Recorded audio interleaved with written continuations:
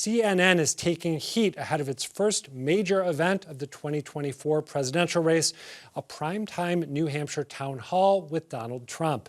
Criticism and skepticism has poured in over the move, including the network's decision to, quote, treat Trump like any other candidate, as VP and political director David Chalian told Vanity Fair. Of course, Trump is not just any other candidate. He shattered norms throughout his 4 years in the White House and ended his tenure by refusing to accept Joe Biden's victory, paving the way for an ugly and an unprecedented insurrection at the Capitol. Then again, Trump is also the GOP frontrunner, and not covering him isn't an option. So if CNN is poised to get it wrong next week, how can the rest of the media get it right? Joining me to weigh in are Lylah Alphonse, the editor of the Boston Globe's Rhode Island and New Hampshire bureaus, Joanna Weiss of Northeastern University and Politico Magazine, and Dan Kennedy, a professor of journalism at Northeastern University. Thank you all for being here.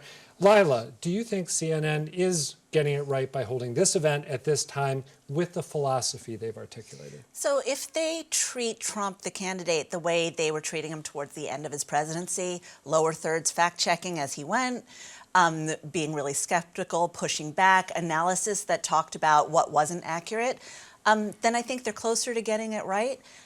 He's the former president. What he says is newsworthy. Him holding a town hall as the front-running candidate in New Hampshire is newsworthy.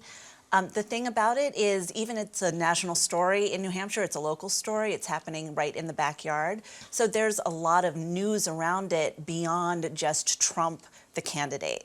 And so I think I'm going to be a little bit skeptical, and I'm going to wait and see how they actually end up covering it. But treating him just the same way they treat Nikki Haley or Tim Scott or even Vivek Ramaswamy, I think that's maybe not quite the way to go. Okay, Joanna Weiss, what's your take? I think part of the original sin of the 2016 campaign was that the networks, the cable networks in particular, treated him as both more and less than a regular candidate. I mean, you know, on the one hand, there was this disbelief that anyone would actually want to vote for him, and I think that was an undergirding of a lot of media coverage. This can't happen. I mean, remember the New York Times, probability ticker. This could never happen. Remember the needle, yeah. On the other hand, he got so much more access than another candidate might because he is an entertainer, and he was entertaining. So he would call into CNN from his jet, and he would be, anytime he wanted airtime, he would get it, which amounted to amazing amounts of free advertising. And at the old debates, he would stand in the center of the stage, and he would just hurl out insults. He was not treated like an ordinary candidate. So to treat him like an ordinary candidate, as CNN intends apparently to do, would be to cut him down to size in a way that I think might be actually useful. I support their decision. Dan Kennedy? I think this is a mistake. And I think there are ways that this could have been handled that wouldn't have been a mistake. This is the inaugural event of the campaign for CNN. And how are they opening it? With Trump alone on the stage. I think that at least for the first, they do have to treat him like any other candidate. I agree with what Lylah and Joanna said. They can't ignore him. But for the inaugural event, have him up there, have Ron DeSantis up there, Tim Scott, Asa Hutchinson, Nikki Haley, make it all the candidates and all of the possible candidates. Instead, they're giving him this platform. Chris Licht, who is the new head of CNN, he isn't new anymore, he's been there for a year. I've tried to cut him some slack because the Jeff Zucker era was just so awful. And Licht has done some things he's said some things that I like. Less opinion, more news. He's done some things I haven't liked, like get rid of Brian Stelter, their former media reporter. But this is just a mistake. If you're going to have one-on-ones, do it later on. Begin with everybody so that they're all on the same footing. I want to stay with you for a second. Since you're the most skeptical, is there anything that the network could do during the broadcast, or that Caitlin Collins, who's going to be moderating it and was pretty tough on Trump as CNN's White House correspondent, is there anything they could do that would make you change your mind? For example, as Lylah said, real-time fact-checking in the lower thirds, or aggressive moderation on Collins' part? Well, the questions are supposedly coming from the audience, not from Caitlin Collins. Now, the questions will be screened ahead of time, so I suppose they can pick the audience questions that get at Trump's various legal problems, the insurrection, and all those other things. And that would at least be an improvement. But you know what? No matter what they ask him, Trump is going to benefit from this quite a bit.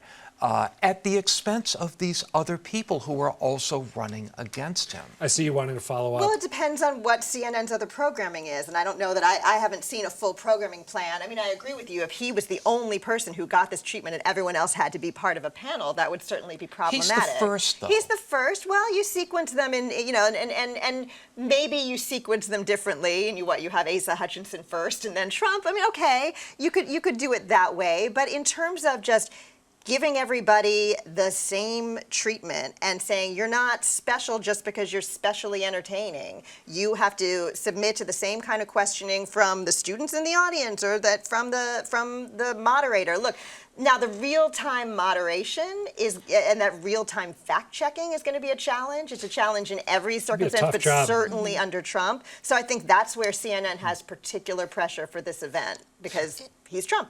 We keep saying that this is the first event. This is the first event CNN is choosing to cover. Nikki Haley has held multiple town halls in New Hampshire. Ron DeSantis, who is not yet running but just earned the endorsement of the House Majority Leader somehow, he's held events there in the same venue that Trump has held events in.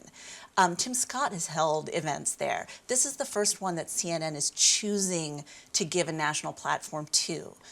So I think that that's a significant choice. I do wonder whether that's a business decision in a lot of ways. It's got to be, you know, right? You're going to bring in the viewers.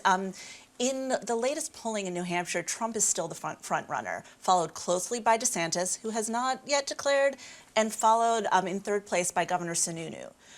So Nikki Haley doesn't really make the cut yet. I understand that decision is based on what viewers want to see, but I think it's an interesting choice to kick off this season in their programming. Are you trying to suggest that Asa Hutchinson would not be boffo at the box office, Lylah? I'm thinking that maybe not.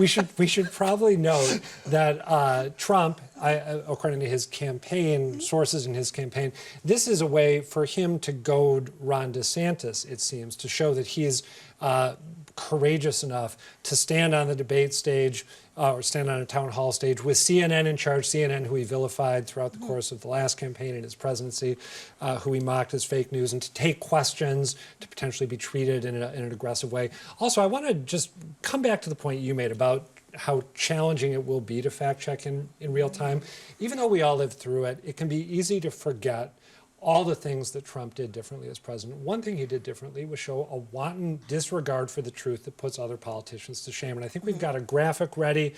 The Washington Post kept count of all of Trump's false or misleading claims over his 4 years in office, and their tally was just over 30,500. So that's difficult. I want to actually come back to the question of the insurrection, if we can, and how that should be addressed at this event and also moving forward in coverage. I know you're going to be covering him in the state as he works his way through. It bears noting that Trump hasn't tried to just move on from January 6th. He has actually embraced the insurrection and made it a core of his current political brand. Let's take a look at how he kicked off his campaign in Waco a few weeks ago. This is a song that he led off with a song that he created along with people who are incarcerated over their roles in the January 6th attack on the Capitol. Let's take a look. I pledge allegiance to the flag of the United States of America.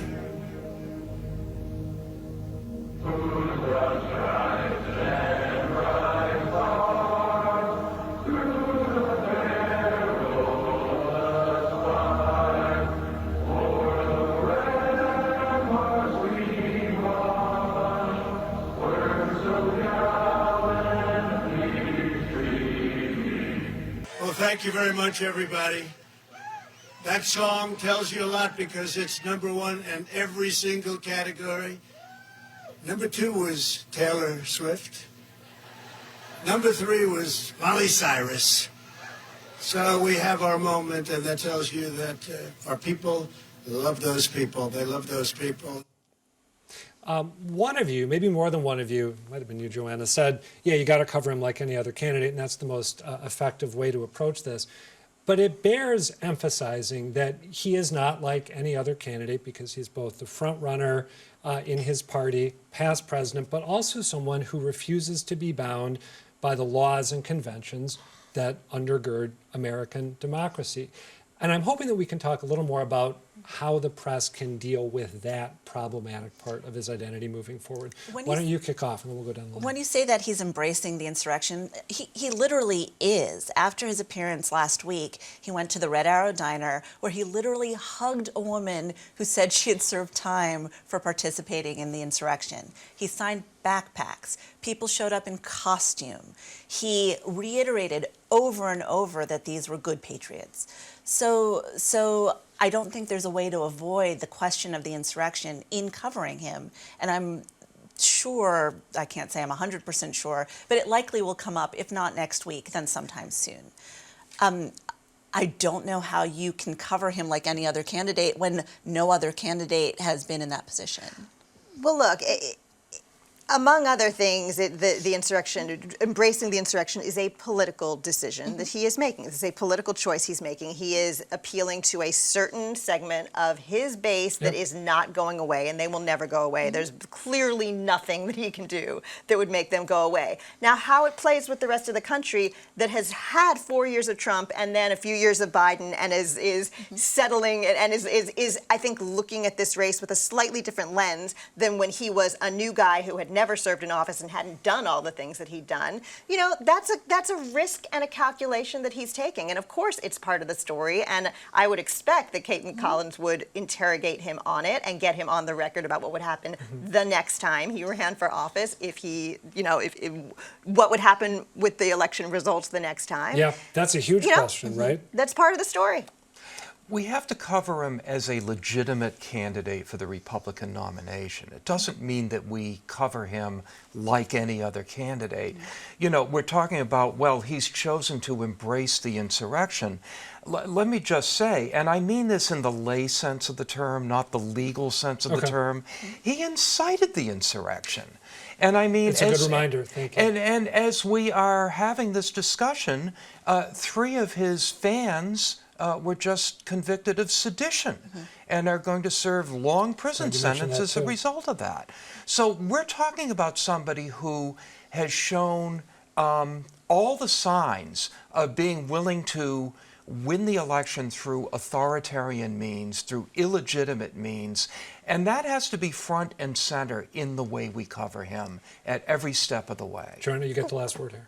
Nobody doesn't know this. Nobody who lives in America, even people who pay only tangential attention to politics, know and understand Donald Trump. And I think that was probably true in 2016 as well, and in 2020.